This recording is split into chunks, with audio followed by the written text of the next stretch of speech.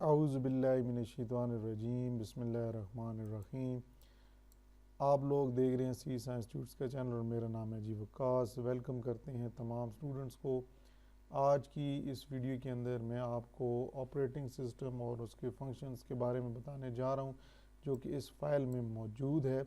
आज मैं ख़ुद स्क्रीन के ऊपर नहीं आया क्योंकि ये लेक्चर थोड़ा लेंथी था, तो इसके लिए फिर मुझे एडिटिंग करनी पड़ती, तो वो बहुत ज़्यादा वक्त दरकार है इस काम के लिए, तो जो कि मेरे पास कम है। इस वजह से मैंने कहा कि पहले ही बहुत सी वीडियोस मैं नहीं बना रहा, तो क्यों ना आपको टेक्स्ट की फॉर्म में ये लेक्चर समझाया जाए। तो शुरू करते हैं जी आज के इस लेक्चर को। मैं इसको डबल क्लिक करके ओपन कर लेता हूँ जी। तो ये हमारा जी टॉपिक है जी ऑपरेटिंग सिस्टम। ठीक है जी। अब ऑपरेटिंग सिस्टम जो है ये है क्या, पहले तो हमें इसके बारे में पता होना चाहिए कि what is an operating system. ठीक है जी, पहले हमें ऑपरेटिंग सिस्टम का पता होना चाहिए। An operating system is a set of programs that manages all computer components and operation. An operating system is a set of programs. इस ऑपरेटिंग सिस्टम, इसके अंदर एक से ज़्यादा प्रोग्राम्स मौजूद हैं that manages all computer components, जो computer के अंदर जितने भी कंप्यूटर के जो हिस्से हैं जो कंप्यूटर को मिल के चला रहे हैं, लाइक CPU, IO यूनिट या रैम, ये सब मिलकर जो चला रहे हैं कंप्यूटर को, वो ऑपरेटिंग सिस्टम प्रोग्राम की मदद से ये सारे रन हो रहे हैं। और कंप्यूटर के अंदर जितने भी काम किए जा रहे हैं, ऑपरेशंस परफॉर्म किए जा रहे हैं, कोई भी टास्क परफॉर्म किया जा रहा है, वो ऑपरेटिंग सिस्टम की बदौलत है। When computer is turned on, जब आप कंप्यूटर को ऑन करते हैं, द ऑपरेटिंग सिस्टम रन्स, इसी तरह ऑपरेटिंग सिस्टम भी चल पड़ता है। कंप्यूटर ऑन करने के साथ ऑपरेटिंग सिस्टम भी चल पड़ता है and checks that all parts of the computer are functioning properly. और इसके साथ साथ ऑपरेटिंग सिस्टम जब चलता है विंडोज़ के कंप्यूटर ऑन होने के साथ साथ, तो ये सारे कंप्यूटर के मुख्तलिफ जो कंपोनेंट्स हैं, पार्ट्स हैं, उनको ये प्रोग्राम चेक कर रहा होता है कि क्या वो सही तरह से काम कर रहे हैं, सही तरह से चल रहे हैं। It manages all operations. Operating system क्या करता है, जितने भी ऑपरेशंस कंप्यूटर के अंदर परफॉर्म किए जा रहे होते हैं, या वो मेन मेमोरी में लोड हो जाते हैं, क्योंकि हमारी मेन मेमोरी है रैम। रैम के अंदर हमने कोई भी प्रोग्राम को चलाना है तो हमें यहाँ पर लोड करना पड़ता है। उस प्रोग्राम को लोड करने के बाद तो सारे के सारे जो ऑपरेशंस उस मेमोरी के अंदर मौजूद डाटा के ऊपर आपने करने होते हैं, वो सब के सब ऑपरेटिंग सिस्टम की बदौलत है। Computer can not do anything without operating system. कोई भी कंप्यूटर ऑपरेटिंग सिस्टम के बगैर काम नहीं कर सकता। Operating system must be installed on every computer, इसलिए ज़रूरी है कि हर कंप्यूटर में ऑपरेटिंग सिस्टम का इंस्टॉल होना ज़रूरी है। इसके बगैर कंप्यूटर काम नहीं कर सकता। उम्मीद करता हूँ कि इस पैराग्राफ में एक एक लाइन जो आपको बताई है ये आपको समझ आ गई होगी। The operating system acts as an interface between the computer user and the hardware. Computer आपको ये डायग्राम में नज़र आ रहा है और साथ ये यूज़र, कंप्यूटर मशीन तो नहीं है, लेकिन एक रेक्टेंगल के अंदर कंप्यूटर लिखा हुआ है और एक रेक्टेंगल के अंदर यूज़र है और सेंटर में ऑपरेटिंग सिस्टम है। ऑपरेटिंग सिस्टम जो है इसके साथ ये एरोज़ बने हुए हैं। एक यूज़र ये रिक्वेस्ट करता है ऑपरेटिंग सिस्टम की मदद से, फिर कंप्यूटर से वो रिक्वेस्ट ऑपरेटिंग सिस्टम को मिलती है, सेम इसी तरह। तो ये सारे के सारे बताने का मकसद इस डायग्राम में ये है कि अगर किसी भी यूज़र ने, किसी भी एंड यूज़र ने कंप्यूटर के साथ कोऑर्डिनेट करना है, कंप्यूटर पे कोई काम करना है, तो ऑपरेटिंग सिस्टम आप यूज़र की हेल्प करेगा कंप्यूटर के साथ कनेक्ट होने में और कोई भी टास्क परफॉर्म करने में। Without operating system, user and computer cannot communicate successfully. That is why operating system plays an important role in connecting between user and computer. ठीक है जी। यहाँ पे उन्होंने कहा ना कि इंटरफेस ये होता है कि ये एक आपको एक थर्ड कह सकते हैं पार्टी की तरह मिल के ये काम कराता है। इसकी बदौलत हम कंप्यूटर से काम ले सकते हैं और यूज़र भी इनपुट ऑपरेटिंग सिस्टम की मदद से देगा। अच्छा जी, अब ऑपरेटिंग सिस्टम जो हैं ये मुख्तलिफ़ तरह के मौजूद हैं। Some important operating systems are as follows: Windows, Linux, Unix, Macintosh operating system जो कि एप्पल लैपटॉप्स या डेस्कटॉप कंप्यूटर्स में विंडोज़ होती हैं। तो ये सब के सब क्या हैं जी? ये सब के सब ऑपरेटिंग सिस्टम्स हैं और सबसे ज़्यादा इस्तेमाल होने वाला है जी विंडोज़, माइक्रोसॉफ्ट विंडोज़।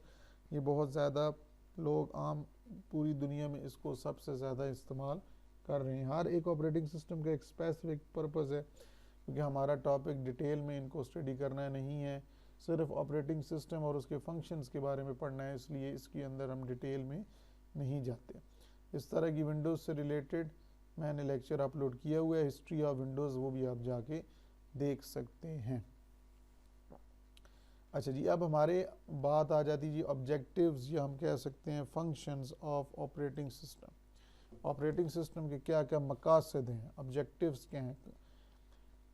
सबसे पहले जी कन्वीनियंस। कन्वीनियंस आसानी पैदा कर दी है जी। कन्वीनियंस का मतलब होता है आसानी पैदा करना, आसानी फराम करना।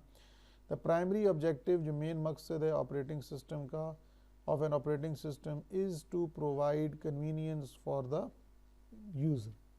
यूज़र के लिए आसानी पैदा कर दी। क्या आसानी पैदा की है जी?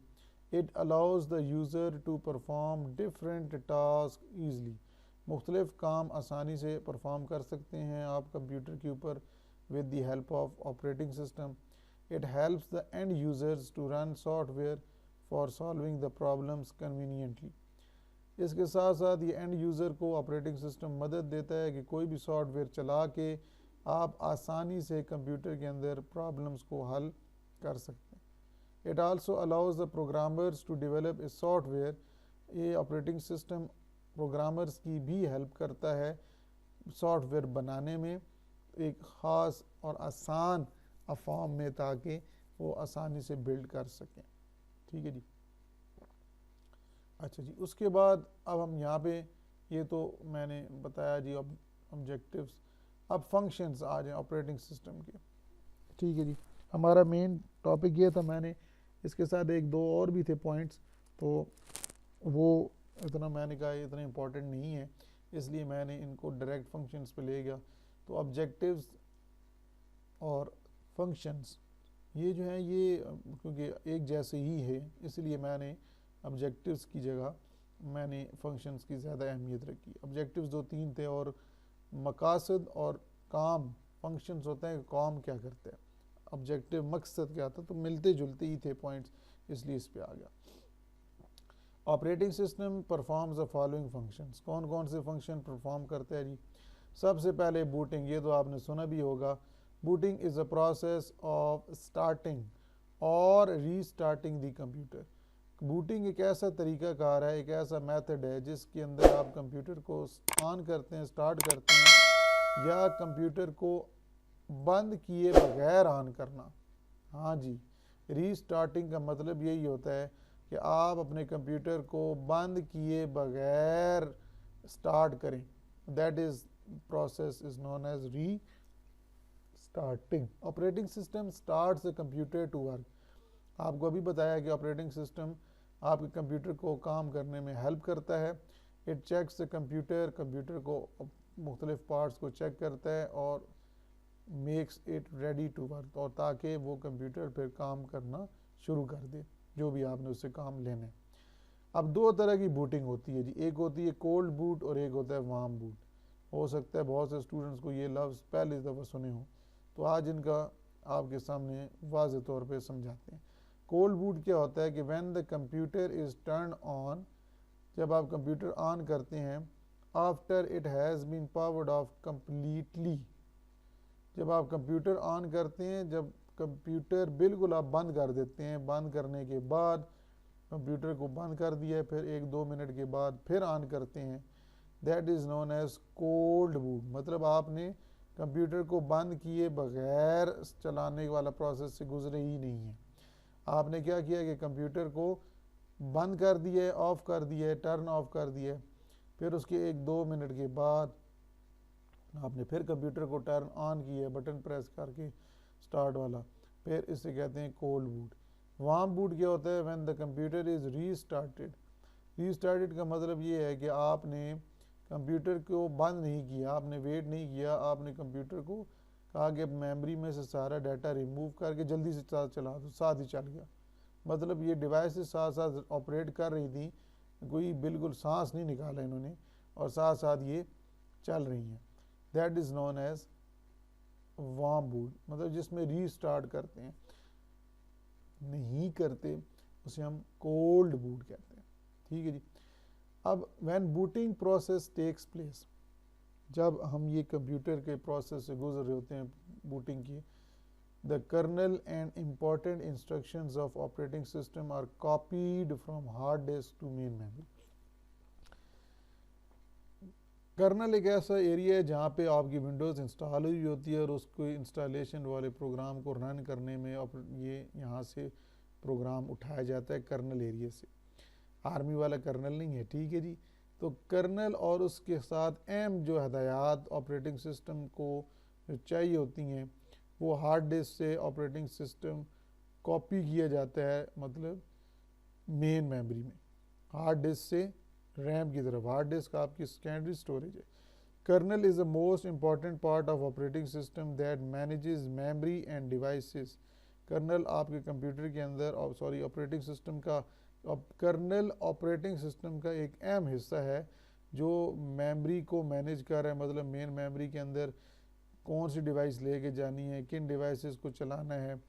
फिर कंप्यूटर की क्लॉक, कंप्यूटर की स्पीड जो क्लॉक होती है, मतलब 3.2 गीगाहर्ट्ज़ जो उसके प्रोसेसर होता है क्लॉक, वो भी कर्नल में होता है, उसको भी किस स्पीड से चलाना है, एप्लीकेशंस को चलाना। उसके बाद कंप्यूटर के अंदर मुख्तलिफ जो रिसोर्स हैं, मतलब प्रोग्राम्स या डाटा या इंफॉर्मेशन, ये भी कंप्यूटर को देना ताकि कंप्यूटर इसको उसके ऊपर अमल कर सके। तो ये सारी की सारी चीज़ें कहाँ पे मौजूद होती हैं? कर्नल के अंदर होती है। तो कर्नल एक बहुत एक अहम हिस्सा है जो कंप्यूटर के अंदर मुख्तलिफ चीज़ों को मैनेज कर रहा होता है ऑपरेटिंग सिस्टम में।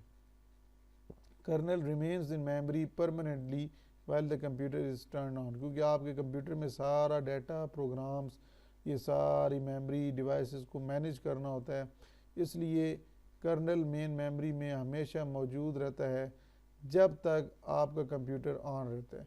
जब तक आपका कंप्यूटर ऑन रहेगा कर्नल वहीं पे मेन मेमोरी में मौजूद रहता है। ठीक है जी। अब ये जो सारे जो हैं, ये मैं सारा ऑप्शन आपको ये नहीं बता रहा। 6 major events happen during the boot process, मतलब बूटिंग प्रोसेस के दौरान क्या क्या काम होता है, क्योंकि ये लेंथी फिर हो जाएगी वीडियो और बड़ी हो जाएगी, इसलिए हम सिर्फ यहाँ तक इसको कवर रखते हैं कि kernel remains in memory permanently while the computer is turn on. अच्छा, उसके बाद ये तो अब आपका पहला फंक्शन क्या हो गया, बूटिंग वाला, कि आपके कंप्यूटर को चलाना बगैर बंद किए और बंद किए तो ऐसे चलाते हैं, वो हमने पढ़ लिया। दूसरा जो ऑपरेटिंग सिस्टम का मेन जिम्मेदारी है वो है मेमोरी मैनेजमेंट। जी हाँ, मेमोरी मैनेजमेंट एक ऐसा तरीक़ाकार है जिसके अंदर आप मेन मेमोरी रैम जो इस्तेमाल करें वो कितनी इस्तेमाल हो रही है, कौन कौन सा सॉफ्टवेयर इस्तेमाल कर रहा है, किसको कितनी मेमोरी की ज़रूरत है, ये सब ऑपरेटिंग सिस्टम हेल्प करता है। RAM is use to store data and instructions temporarily during execution. आप सबको पता है कि जब आप कंप्यूटर के अंदर प्रोग्राम्स या कोई इंस्ट्रक्शन चलाते हैं तो वो आर्जी तौर पे रैम में मौजूद होती है। Operating system allocates memory area to different programs. अब ऑपरेटिंग सिस्टम क्या करता है, एलोकेट मतलब मुहैया कर देता है मेमोरी के कुछ हिस्सा मुख्तलिफ प्रोग्राम्स को। The allocated memory area is deallocated when the program finishes. तो अगर आप कंप्यूटर के अंदर कोई प्रोग्राम चला रहे हैं तो चलाने के लिए आप मेन मेमोरी में कुछ हिस्सा आपको चाहिए होता है। ठीक है, मेन मेमोरी में जब तक वो आप लोड नहीं करेंगे आप किसी भी प्रोग्राम को रन नहीं कर पाएंगे। तो मेन मेमोरी में कुछ हिस्सा आपको चाहिए होता है उस प्रोग्राम को चलाने के लिए, वो कौन देता है, ऑपरेटिंग सिस्टम ही मुहैया करता है। और इसी तरह जब आप उस प्रोग्राम को ख़त्म कर देते हैं, क्लोज़ कर देते हैं, तो उस प्रोग्राम मेन मेमोरी में से वो जो जगह होल्ड की हुई होती है उस प्रोसेस ने, वो भी छुड़वाने का काम, रिलीज़ करने का काम भी ऑपरेटिंग सिस्टम का ही है। Some operating system allocate a part of storage medium like hard disk as additional RAM. कह रहे हैं कुछ ऑपरेटिंग सिस्टम ऐसे हैं जो कि आपको स्टोरेज एक डिवाइस प्रोवाइड करते हैं लाइक हार्ड डिस्क के रैम के तौर पे, मतलब रैम के साथ अगर आपने इसमें डाटा स्टोर करना, लेकिन कुछ करते हैं, सारे नहीं करते।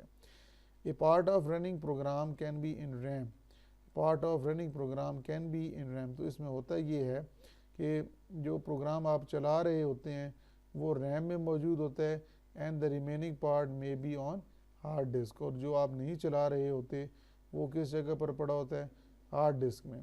This is known as virtual memory. इस प्रोसेस को, इस मेथड को वर्चुअल मेमोरी का नाम दिया गया है, जिसके अंदर जो प्रोग्राम आप लोग चलाते हैं उसको आप रैम के अंदर कुछ ख़ास एरिया या कुछ ख़ास हिस्से में रख देते हैं and the area that is not specifically designed for the programming program और storing program that is refer to as hard disk. ठीक है जी। तो यहाँ पे वर्चुअल मेमोरी का एक कंसेप्ट आ जाता है। The area of hard disk used for virtual memory is called swap file. अब वो कह रहा है कोई ऐसी जगह किसकी, हार्ड डिस्क की, the area of hard disk used for virtual memory. अब ये जो आप लोग कुछ प्रोग्राम चलाना चाहते हैं, कुछ नहीं चलाना चाहते, इसका कुछ हिस्सा मेन मेमोरी में आपको, हार्ड डिस्क में से आपको चाहिए होता है, उसे कहते हैं swap file. It is use to exchange data. Swap का मतलब ये होता है तब्दील करना, चेंज करना, एक्सचेंज करना।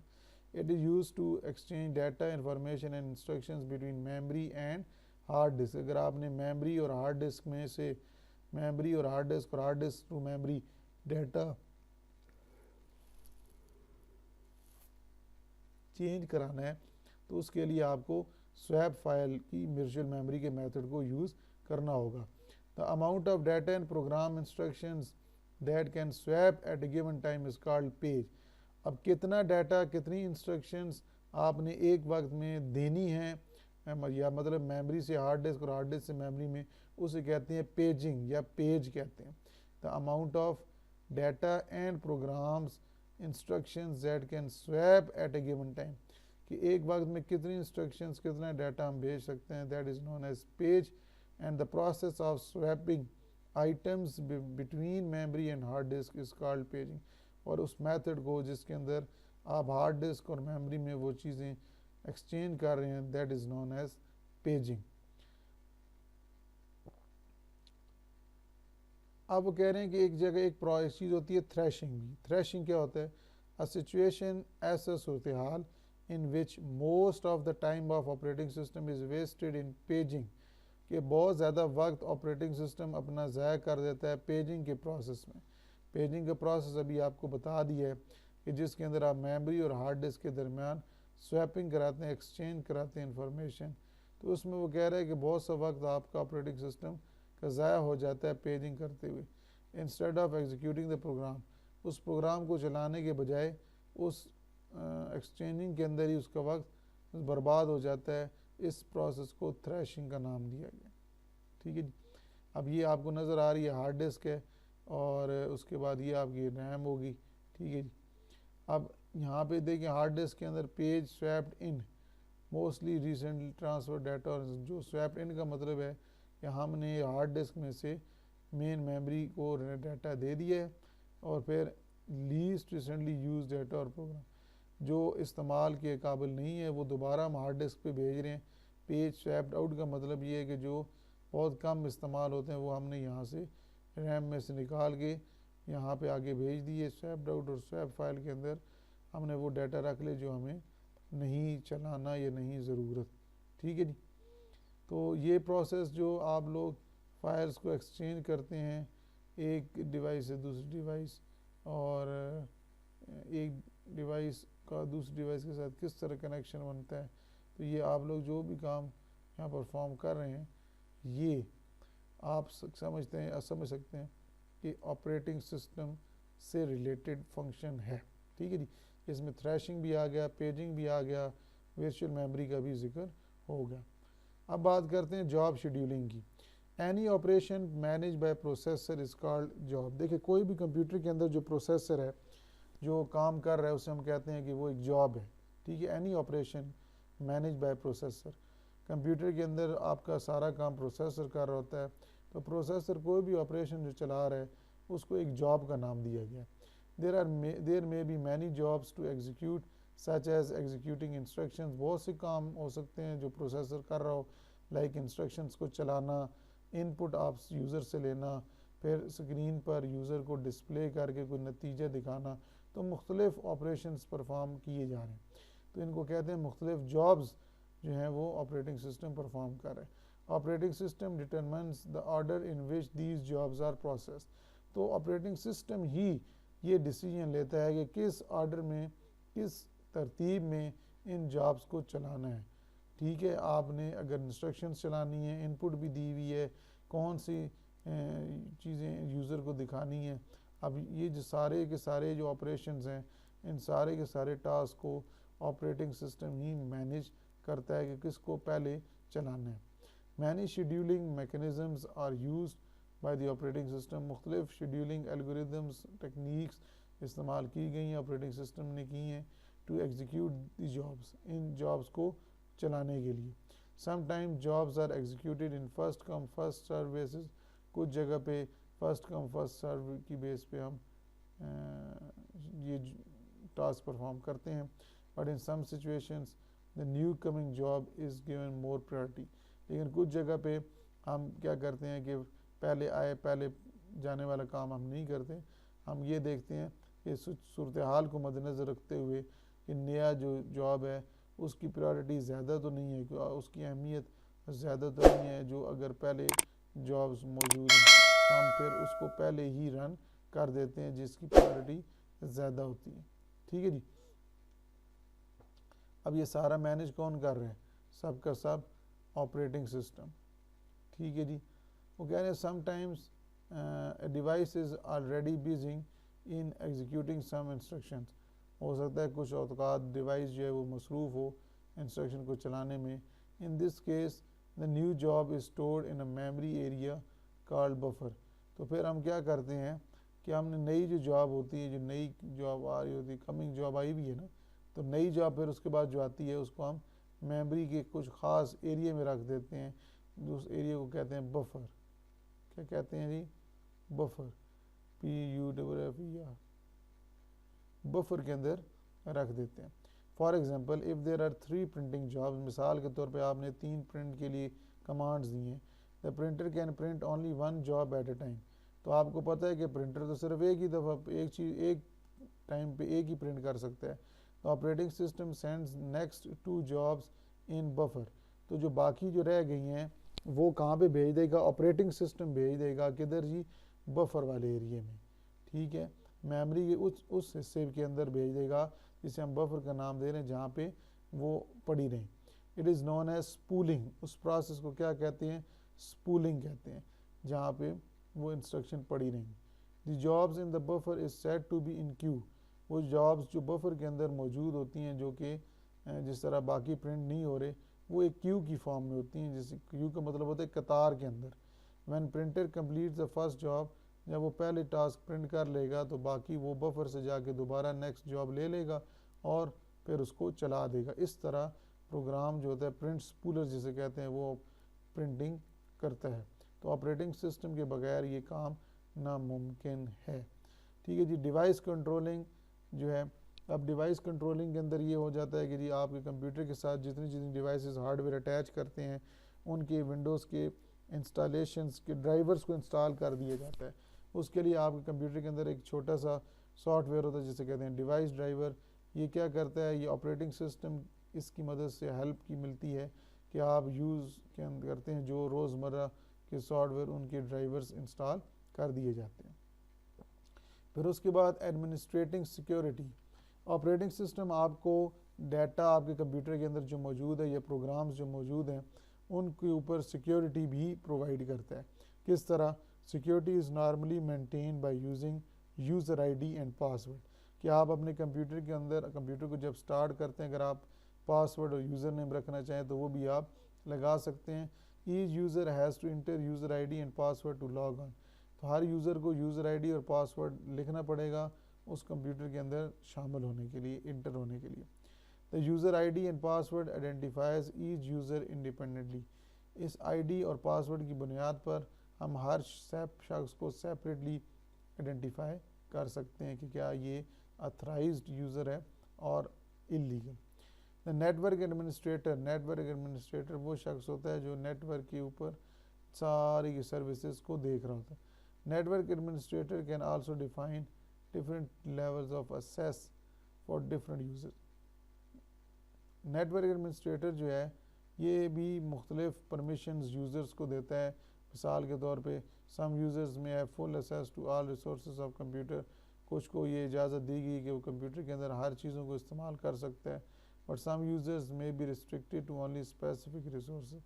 ये भी हो सकता है कुछ लोगों को कुछ चीज़ों से पाबंदी की हुई हो, कुछ पे कहा देख लें तो या यूज़ कर लें। तो अब जो पाबंदी है और नहीं है पाबंदी, ये भी किसकी मदद से है, ऑपरेटिंग सिस्टम की मदद से। ठीक है जी। User interface, computer operating system आपको मुख्तलिफ दो तरह के इंटरफेस प्रोवाइड करता है, एक ग्राफिकल यूज़र इंटरफेस और एक कमांड लाइन इंटरफेस। ठीक है जी। ऑपरेटिंग सिस्टम जो है ये कंप्यूटर यूज़र और हार्डवेयर के दरमियान एक ख़ास इंटरफेस प्रोवाइड करता है, that is known as graphical user interface और कमांड लाइन इंटरफेस। दो तरह के इंटरफेस होते हैं। ठीक है जी। तो ये था जी आज का हमारा टॉपिक।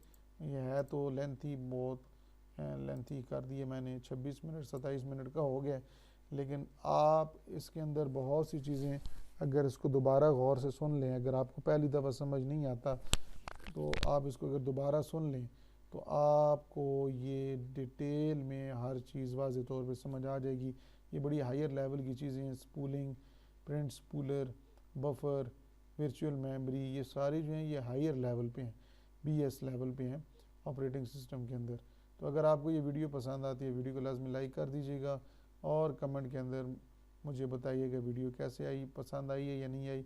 लाइक आपने लाजमी करने, आपके लाइक्स मुझे हौसला देते हैं और फिर ही मैं वीडियो बना सकूँगा। इंशाल्लाह नेक्स्ट वीडियो में आपसे मिलते हैं, तब तक के लिए अल्लाह हाफिज़।